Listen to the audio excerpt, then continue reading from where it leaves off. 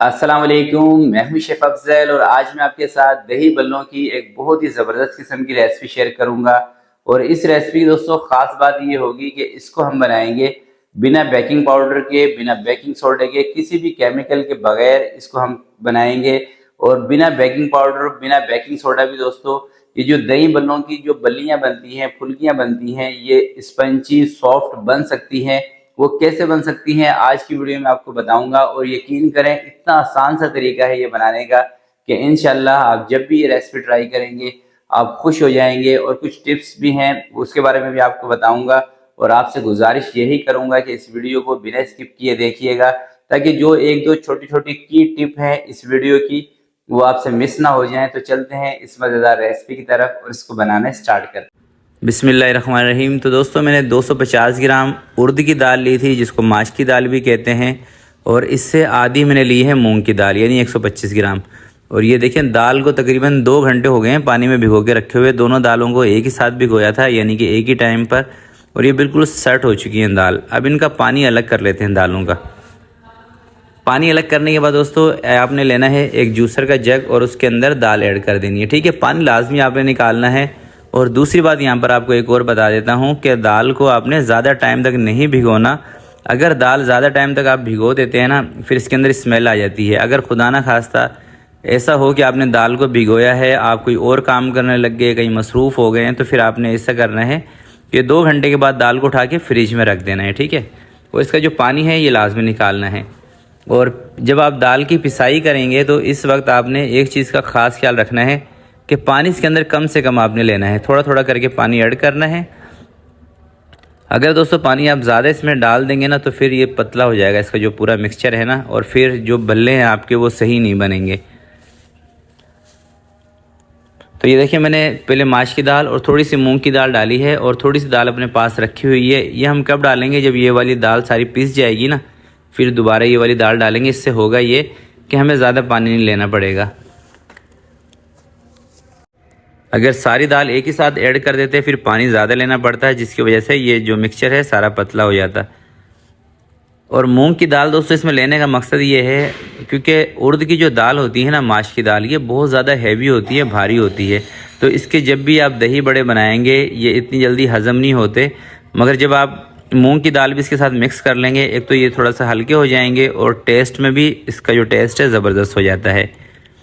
तो इस तरह से मैंने इसको मिक्स कर लिया है थोड़ा सा पानी ऐड करके, और इसको मैं पीस लेता हूँ। अच्छी तरह से आपने इसको पीसना है। 3 से 4 मिनट के बाद ये इस कंडीशन में आ जाएगी, ये देखें।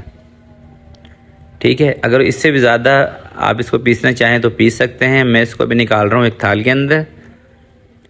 और थाल में निकालने के बाद दोस्तों अब असल काम आपका शुरू होगा कि हमने इसको बेकिंग पाउडर या खाने का जो सोडा है वो इसमें नहीं ऐड करना। उसके लिए क्या करना है अभी आपको बताता हूँ। 3 चम्मच इसके अंदर मैं बेसन के भी शामिल कर रहा हूँ। बेसन भी वैसे इसमें ऑप्शनल है, आप ऐड करना चाहें तो कर सकते हैं। वैसे बेसन भी मैंने इसी हिसाब से इसमें लिया है ताकि जो उर्द की दाल का जो भारीपन है ना वो थोड़ा सा ख़त्म हो जाए। ठीक है, अब आपने इसको एक ही रुख में अच्छी तरह से फेंटना है। और इतना दोस्तों आपने फेंटना है कि ये जो दाल है ना आपकी फूल जाए, फ्लफ़ी हो जाए बिल्कुल। और जैसे आप इसको 4 से 5 मिनट तक फेंटेंगे तो ये अपना जो कलर है वो भी थोड़ा सा वाइट कर देगी। थोड़ा सा इसके अंदर मैंने ज़ीरा शामिल किया है। अगर आप अजवाइन इसमें ऐड करना चाहते हैं तो वो भी कर सकते हैं। नमक दोस्तों इसके अंदर मैंने इसलिए नहीं शामिल किया क्योंकि इन दही बड़ों को आप मीठी दही के साथ भी इस्तेमाल कर सकते हैं और नमकीन दही के साथ भी इस्तेमाल कर सकते हैं। अगर आपने सिर्फ नमकीन दही बड़े ही बनाने हैं फिर आप इसके अंदर नमक ले सकते हैं। अच्छा, जब ये फूल जाएगी इसकी जो पहचान है ना वो आप इस तरह से कर सकते हैं। थोड़ा सा पानी लें, ज़रा सी दाल इसके अंदर डालें। अगर पानी में दाल दोस्तों ऊपर तैर रही होगी ना तो आप ये समझ जाएं कि दाल आपकी बिल्कुल सेट हो चुकी है, यानी कि अब आपको इसको फेंटने की ज़रूरत नहीं है। तो अब चलते हैं फ्राई की तरफ। अच्छा, फ्राई करते वक्त आपने एक बात का ख़ास ख्याल रखना है कि दोस्तों इसको तेज़ आंच पे नहीं फ्राई करना है। ये देख रहे हैं ऑयल का टेम्परेचर आपको नज़र आ रहा है, मैंने कितना कम ऑयल का टेम्परेचर किया हुआ है। इतने टेम्परेचर पे ही आपने रखना है और थोड़ी सी देर के बाद ये फूल जाएंगे।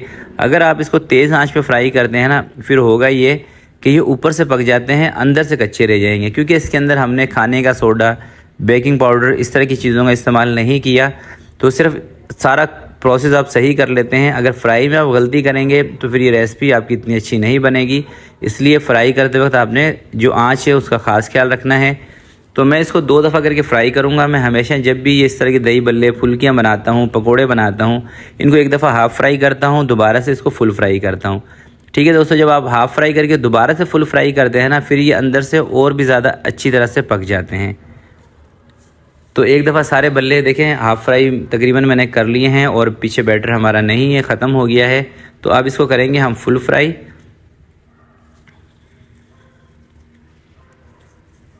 तो फुल फ्राई दोस्तों जब आपने इसको करना है ना, तो मीडियम आंच पे ही करना है, तेज़ आंच पे फुल फ्राई भी नहीं करना। हाँ, जब आपको लगे कि यह बल्ले आपके अच्छी तरह से सिक चुके हैं, अच्छी तरह से फ्राई हो चुके हैं, फिर लास्ट में आपने 1 मिनट के लिए इसकी जो आंच है वो तेज़ कर देनी है। वो इसलिए तेज़ करनी है कि जब आप इसको हल्की आंच पे कोई भी चीज़ दोस्तों आप जब उसको फ्राई करते हैं यानी उसकी सिकाई करते हैं, तो उसके अंदर थोड़ा सा एक्स्ट्रा ऑयल चला जाता है। जब लास्ट में आप आँच को तेज़ कर देते हैं आखिरी मिनट में, तो जितना भी एक्स्ट्रा ऑयल उस चीज़ के अंदर गया होता है वो सारा निकल जाता है। तो इसके साथ भी आपने यही करना है। जब आपको लगे कि ये अच्छी तरह से कड़क हो गए हैं ऊपर से, जब ऊपर से अच्छी तरह से कड़क हो जाएंगे तो आप समझ जाएं अंदर से भी ये पक चुके हैं। फिर आप आँच को तेज़ करके इसको अच्छी तरह से निचोड़ कर इस तरह से निकाल दें। निकालने के बाद दोस्तों आप इसको रूम टेम्परेचर पे आने दें। जब ये बिल्कुल ठंडे हो जाएं तो इसको किसी भी एक एयर टाइट कंटेनर में डाल के बाहर ही रखें। फ्रिज में, फ्रीज़र में रखने की इसको ज़रूरत नहीं है और पूरा महीना आप इसको इस्तेमाल कर सकते हैं। और जब आपने इसको पानी के अंदर भिगोना है, तो अगर आपके पास टाइम ज़्यादा हो तो आप नॉर्मल पानी ले लें और पानी के अंदर नमक आपने लाजमी शामिल करना है। ठीक है, अगर टाइम कम हो तो फिर आपने थोड़ा सा नीम गर्म पानी लेना है। तो नॉर्मल पानी में ये तकरीबन 30 से 40 मिनट में सेट हो जाएंगे। अगर नीम गर्म पानी होगा तो 20 से 25 मिनट में सेट हो जाएंगे। तो तकरीबन दोस्तों 40 मिनट तक हमने इसको पानी में डिप करके रखा था और ये देखें बिल्कुल इनका जो कलर है ना, ये बिल्कुल चेंज हो चुका है और ये कितने सॉफ्ट हैं, कितने ये स्पंजी हैं, ये आप देख सकते हैं। अभी मैं आपको तोड़कर भी दिखा देता हूँ एक पीस। तो इंशाल्लाह जब भी दोस्तों आप ये ट्राई करेंगे ना, मुझे उम्मीद है इतने ज़बरदस्त ये आपके बल्ले बनने वाले हैं कि आप खुश हो जाएंगे। इतनी ज़बरदस्त रेसिपी है, मगर आपने जो प्रोसीजर मैंने आपको बताया है उसी को फॉलो करना है। और दाल को फेंटते वक्त दोस्तों एक चीज़ का आपने ख्याल करना है कि ना तो आपके हाथ चिकनाहट वाले होने चाहिए जो दाल को लगें, और ना जिस बर्तन में आप दाल को फेंटेंगे, जैसे मैंने फेंटी थी थाल के अंदर, उस थाल के अंदर भी कोई चिकनाहट, घी, तेल इस तरह की चीज़ नहीं लगी होनी चाहिए। अगर दाल को आप तेल या घी इस तरह की कोई चीज़ लगा देंगे तो फिर दोस्तों दाल ना फूलती नहीं है, और जब दाल फूलेगी नहीं तो आपके बल्ले सही नहीं बनेंगे, अंदर से कच्चे रह जाएंगे, भारी हो जाएंगे।